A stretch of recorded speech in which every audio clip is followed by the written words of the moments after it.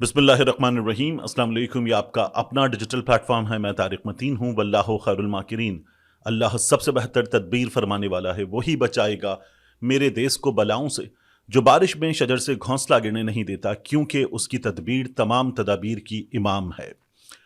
हमारे सामने तशवीशनाक इत्तलात आई कुनम से, जहाँ पर डेप्यूटी कमिश्नर फायरिंग में ज़ख्मी हो गए, सिक्योरिटी एहलकार फायरिंग में ज़ख्मी हो गए। रस्ते खुलवाने गए थे, चीज़ें नॉर्मल करने गए थे, लेकिन वहाँ ये सूरत हाल पेश आई। ये तशवीशनाक इत्तलात है। जो डेप्यूटी कमिश्नर हैं, जो एहलकार हैं, वो ख़तरे से बाहर बताए जा रहे हैं, मगर फिर भी शदीद ज़ख्मी हुए। ये तशवीशनाक इत्तलात हैं। लेकिन इससे ज़्यादा तशवीशनाक आपको मालूम है क्या है? इससे ज़्यादा तशवीशनाक है एक फुटेज। ये फुटेज वहीं से, उसी मकाम से जहां ये सूरत हाल कशीदा है, वहां से आ रही है। सबसे पहले ये फुटेज देखिए। अब मैं इस फुटेज के कुछ हिस्सों को लाजमी है कि ब्लर करूं और आपको ये चेहरा ना दिखाऊं, लेकिन आप ये देखिए कि हम इसके स्टिल्स बनाकर जो आपको दिखा रहे हैं, ये साथ खड़े शख्स की मदद से आपको अंदाजा होगा कंपैरिजन करने में कि एक बच्चा है। ये बच्चा देखने में कोई हार्डली 9-10 साल का बच्चा है, मगर इसके हाथ में एक ऑटोमेटिक वेपन है। उस ऑटोमेटिक वेपन के साथ इसके चेहरे पर एक बड़ी मुस्कुराहट है।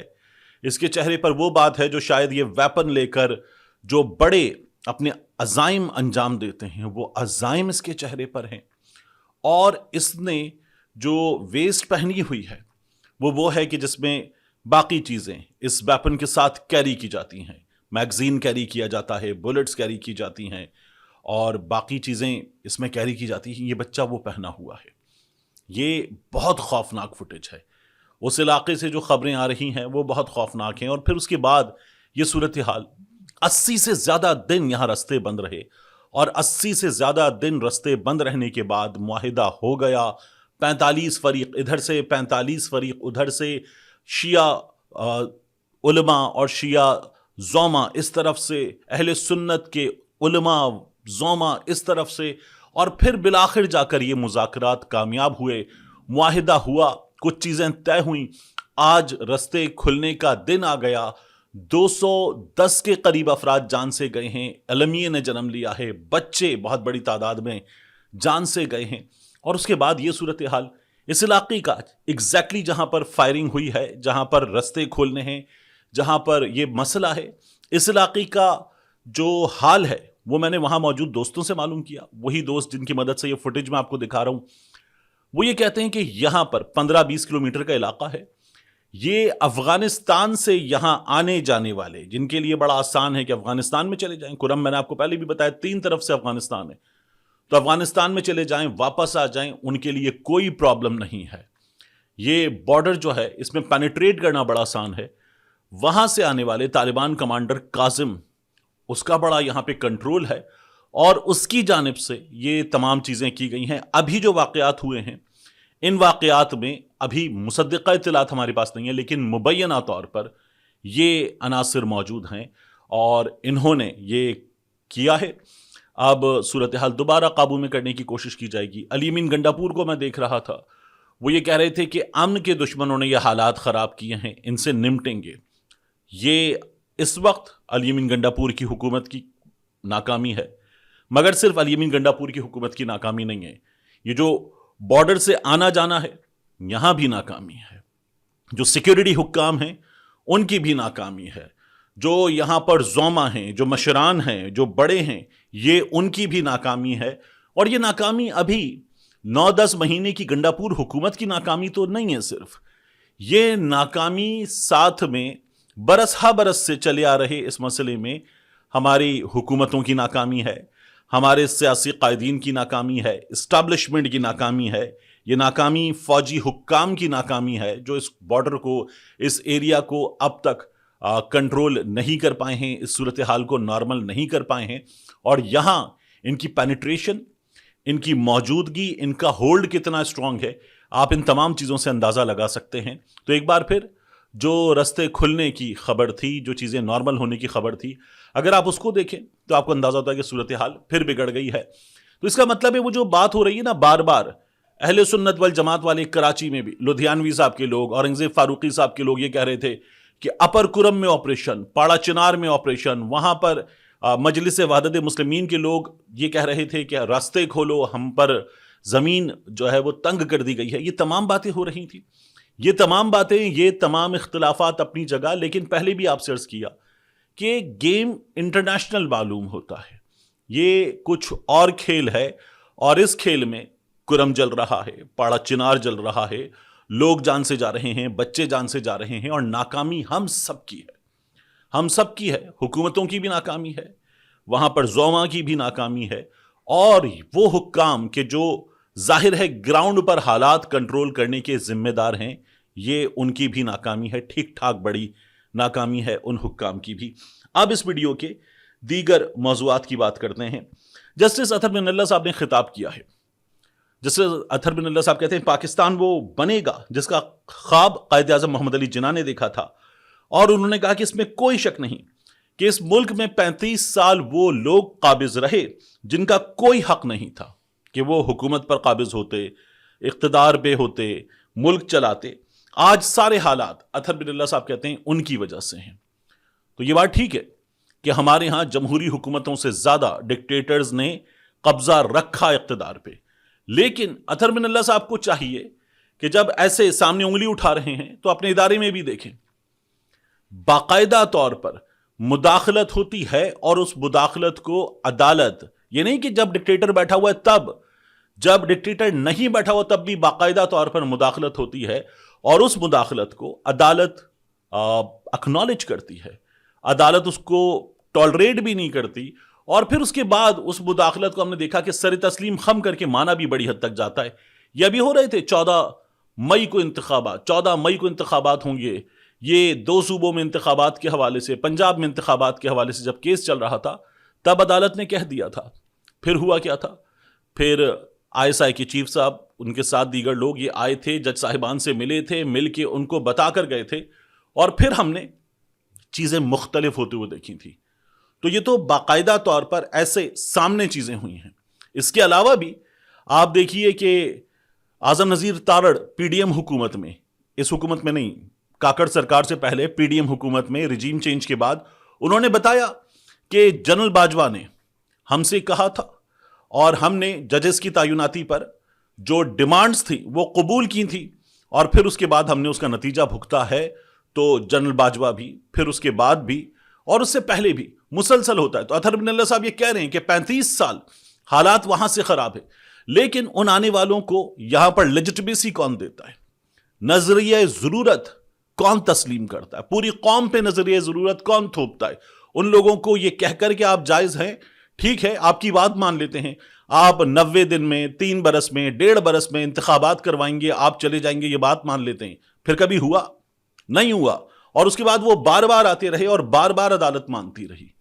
تو یہ سب کچھ ہم نے انہی عدالتوں میں دیکھا ہے. اسی عدالت میں جو کچھ قاضی فائز عیسیٰ نے انتخابات کے ساتھ کیا، ایک سیاسی جماعت کے ساتھ کیا، اور اب بھی ہو رہا ہے، وہ سب کچھ ہم دیکھ رہے ہیں. اور ہم نے اپنے ججز کو خط لکھ کر اب شکوا کرتے ہوئے دیکھا ہے، دیگر ججز سے شکوا کرتے ہوئے.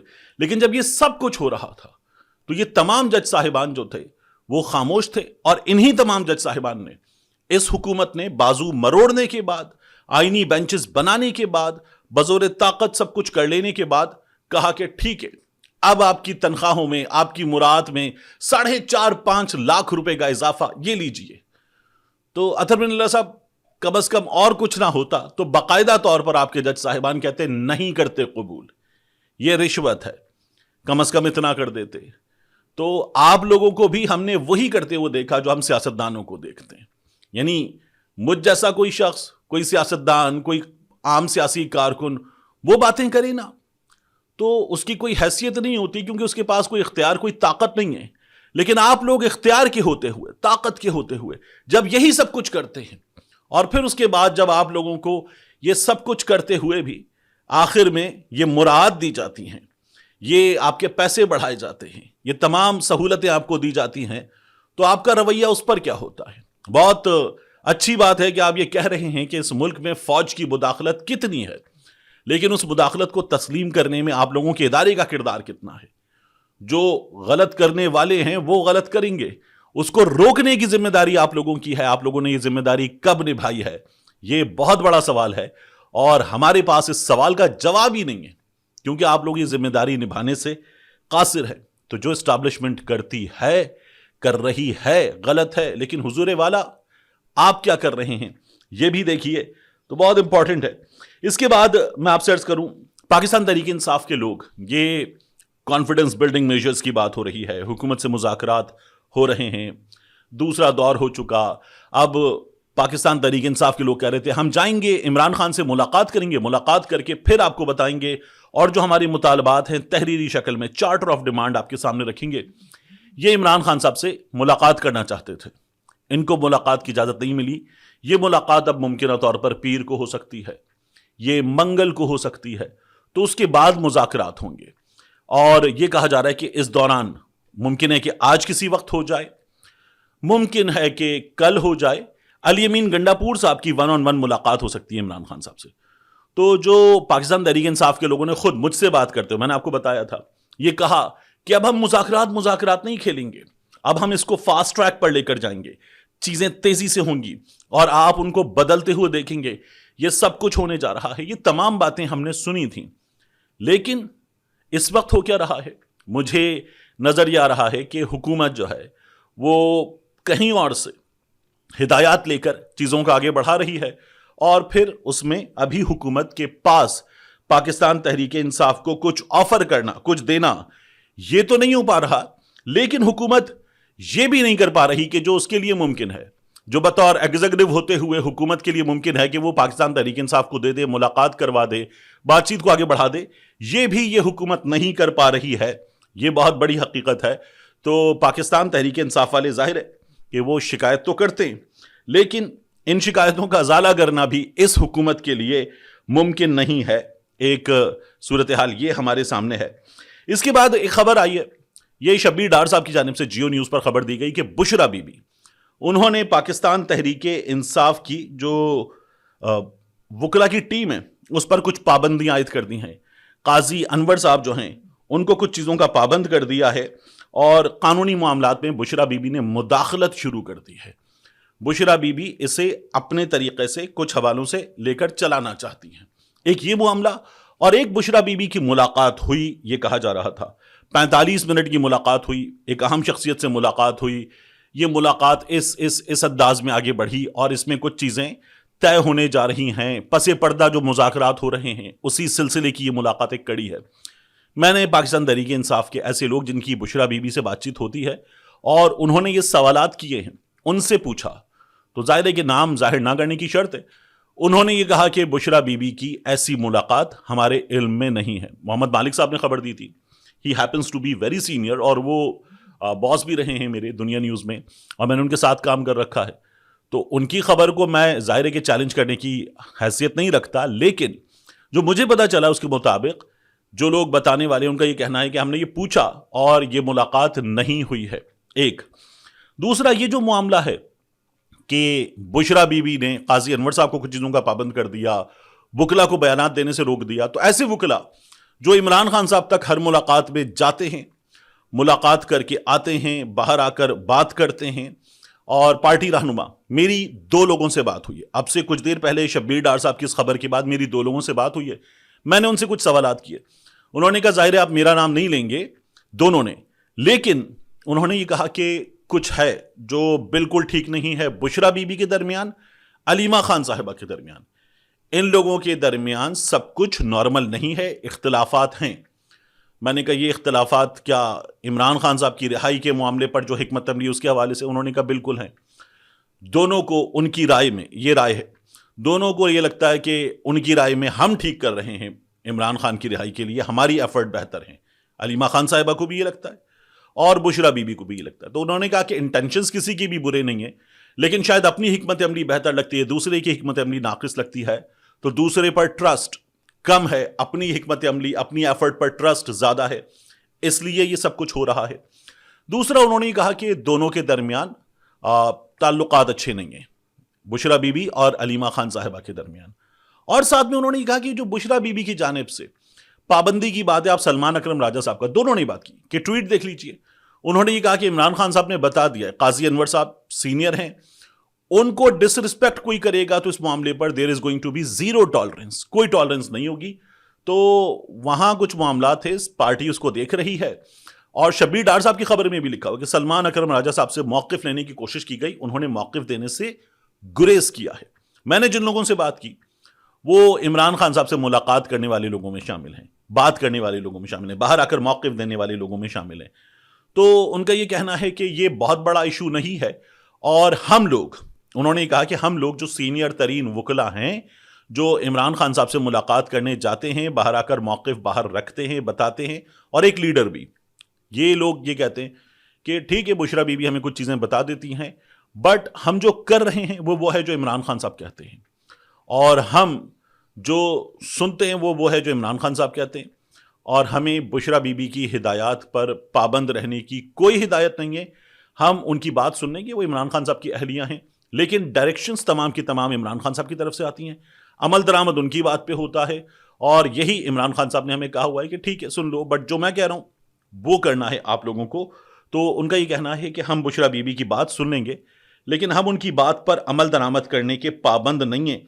بشرا بی بی کا معاملہ ان کے نزدیک یہ ہے. آخری بات، القادر ٹرسٹ کیس، اس کا فیصلہ جو 23 دسمبر کو سنایا جانے والا تھا، پھر خبر آئی کہ 6 جنوری کو سنایا جائے گا. اب خبر یہ آ رہی ہے کہ یہ 6 جنوری کو بھی نہیں سنایا جائے گا اور آگے بڑھ جائے گا. دو چیزیں آ رہی ہیں اس میں، دو بہت امپورٹنٹ چیزیں. ایک تو یہ کہا جا رہا ہے کہ یہ C B Ms, confidence building measures, اس سلسلے کی ایک کڑی ہے، دیکھتے ہیں کہ کیا بنتا ہے. تو عمران خان صاحب کو ایک سزا سنائی جائے، مذاکرات ہو رہے ہیں، فضا خراب نہ ہو، دیکھ لیا جائے کہ عمران خان صاحب کا بھی بیہیویئر کیا رہتا ہے، تو آگے بڑھاتے ہیں. ایک یہ کہا جا رہا ہے. اچھا، میں اس کو نہیں مانتا، کیونکہ عمران خان صاحب کے جیل میں جو مقدمات ہیں ان میں جو کچھ ہو رہا ہے، مجھے لگتا ہے کہ یہ تھوڑا سا آگے بھی بڑھ سکتا ہے، لیکن طریقہ وہی رہے گا، عمل درآمد اسی طرح سے ہوگا. ریلیف ملے گا تو اگلی عدالتوں میں ملے گا، پاکستان تحریک انصاف کے لوگ بھی یہی کہتے ہیں. دوسرا یہ کہا جا رہا ہے، اور یہ پاکستان تحریک انصاف کے اندر کے لوگ کہہ رہے ہیں، کہ جو نئے ججز ہیں اسلام آباد ہائی کورٹ میں آنے والے، جن میں جج دلاور بھی ہوں گے، وہ شٹ اپ کہنے والے، شاہ رخ ارجمند بھی ہوں گے، عدت کا کیس آپ کو باقی چیزیں بھی معلوم ہیں، پھر اور دیگر ججز بھی ہوں گے.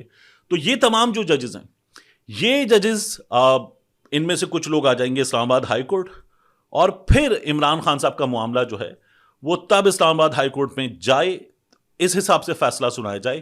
اس بات کا انتظار کیا جا رہا ہے. یہ ایک دوسری اوپینین ہے. ملتے ہیں انشاءاللہ آپ سے اگلی ویڈیو میں.